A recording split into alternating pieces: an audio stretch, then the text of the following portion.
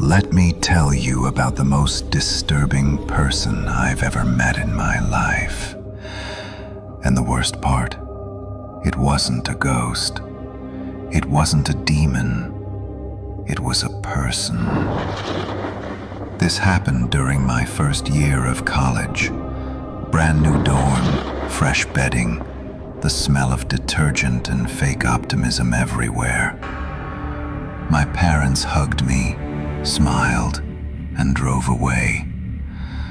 I remember standing there thinking, finally, freedom. Then the door opened, and he walked in. His name was Landon. He didn't smile, didn't blink much either. I stuck out my hand. "Hey, I'm Sam." He stared at it, like he was analyzing a foreign object. Then he gave the weakest, coldest handshake imaginable. Dead grip, dead eyes. "No, nice to meet you." "No.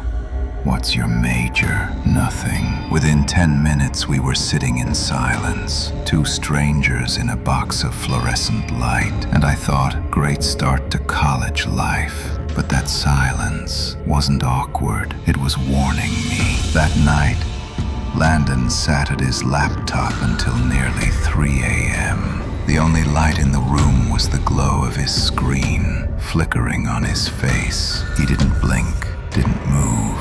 I finally drifted off until I woke up to the blinds open, moonlight on my face, and Landon was sitting on the edge of his bed, staring right at me. I whispered, "Landon, what are you doing?" He said, "Sorry." Then he lay back down, eyes still open, watching. I didn't sleep after that. The next day during orientation, I tried to forget about it. We passed by the campus gardens, everybody laughing, meeting new people. Then I heard someone whisper, "Dude, what's that guy doing?" I looked, and there was Landon, sitting in the dirt behind a bush, stroking the bark of a tree. Not like curiosity, like obsession, like he was learning it.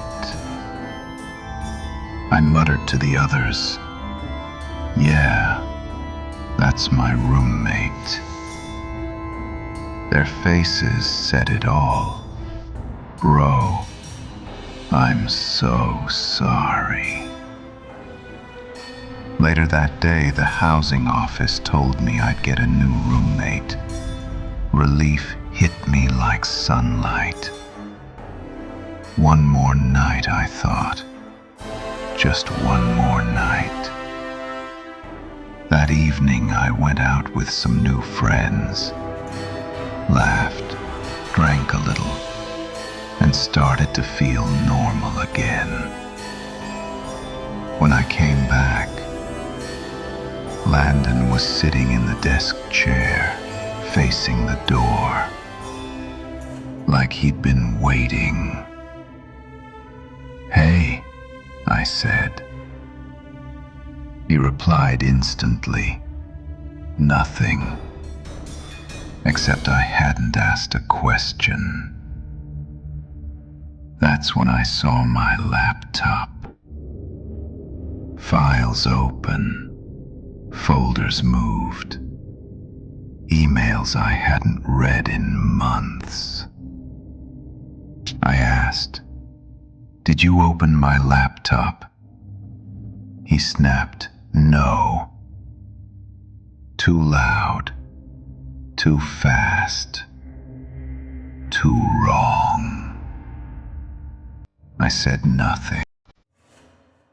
I just wanted morning to come. Later that night, a quiet, steady zipper. I turned on my lamp, and there he was, Landon, on the floor, going through my backpack.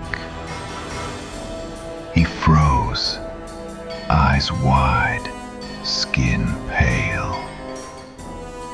I thought, "You had my toothbrush," he whispered.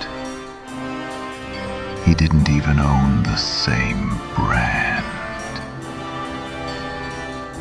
I slept that night with the light on, fully dressed, staring at him from across the room,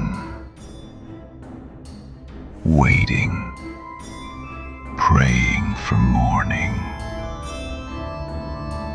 The next day I moved to my new dorm, new roommate, normal guy, friendly, laughed at my jokes. I felt human again. But that night, around 2:40 a.m., not random, not natural, like metal teeth trying to remember a lock. I walked toward the sound. The door handle was twitching.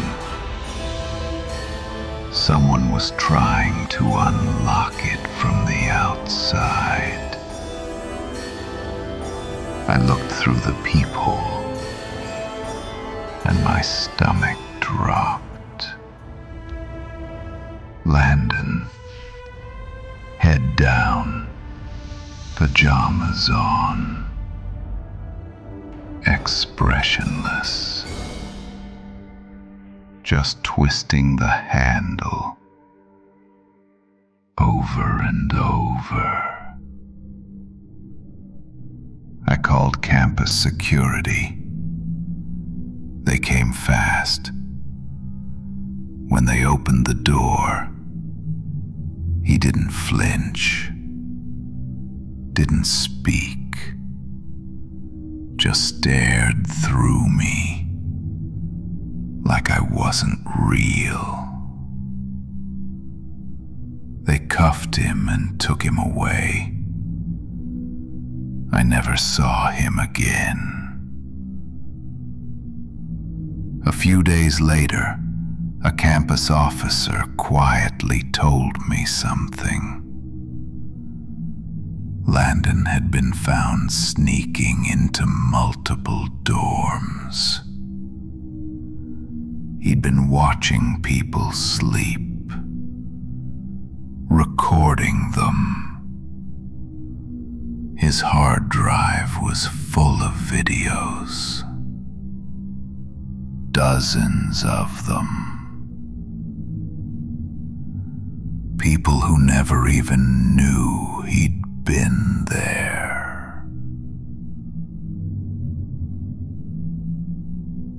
People think horror means monsters or ghosts. But true horror is when someone like that breathes the same air as you. When they learn how you sleep, how you move, and how you breathe.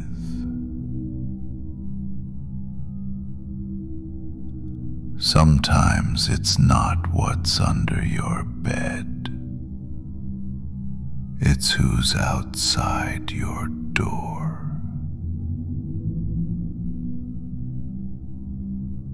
And every now and then, when I wake up at 3 a.m.,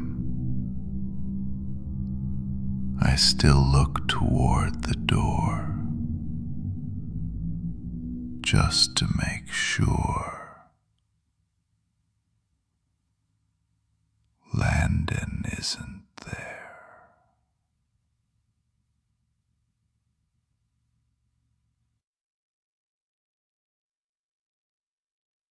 because sometimes he still is.